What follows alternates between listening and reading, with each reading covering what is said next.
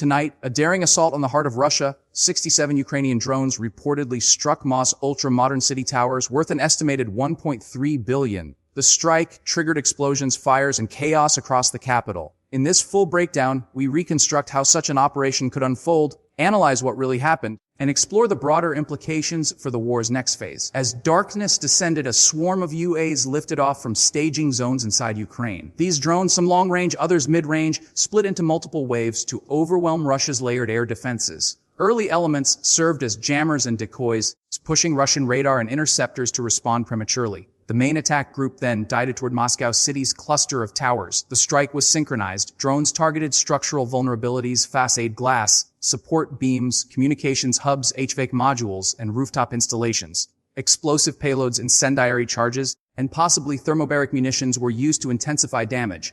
In a matter of minutes, towers ignited, windows shattered, and smoke enveloped the skyline. Russian air defenses responded with S-400 and S-300 surface-to-air batteries, Panzer systems, and point defense units attempting interceptions. Some drones were shot down, others evaded through low-altitude flight, decoy deployment, or last-second maneuvers.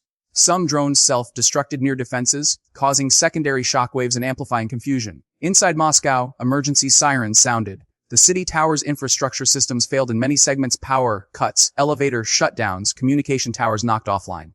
Fires spread across multiple floors. In some cases, parts of floors collapsed or warped under heat stress. Debris rained to surrounding streets. Police and fire services scrambled into crisis mode, battling flames and evacuating high-rise residents and office workers. Preliminary damage assessments suggest significant destruction to mechanical, electrical, and structural systems. The towers, luxury residential and commercial mixed use, were valued at roughly $1.3 billion. Rebuilding or repair will be costly and time-consuming. In the aftermath, Russian authorities condemned the strike as an act of terrorism and vowed swift retribution. State media framed it as a NATO-backed aggression. The Kremlin deployed extra security forces throughout Moscow, sealed off key zones, and ordered increased air defense readiness. Kyiv claims the attack was aimed at military or high-value command nodes embedded within those towers, cyber centers, comms backbones, or intelligence hubs. They deny targeting civilians, asserting collateral damage was minimized under strict rules of engagement. Ukraine has struck Moscow with drones before. In recent months, Ukrainian UAVs disrupted flights around Moscow's airports, forced runway closures, and pressed into Russia's internal zones. In one earlier raid, dozens of drones were downed en route to Moscow, and Russian officials reported interceptions over the city.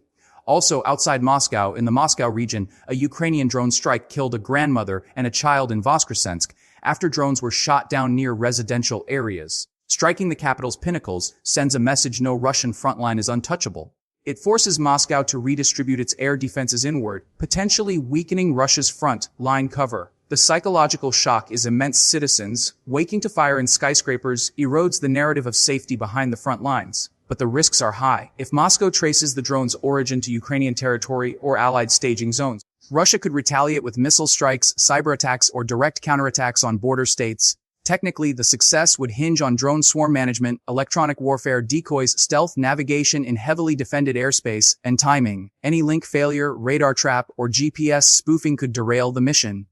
If the operation truly took place, over the coming days, Moscow would heighten alert levels, tighten security, mobilize reserves, and possibly carry out retaliatory strikes.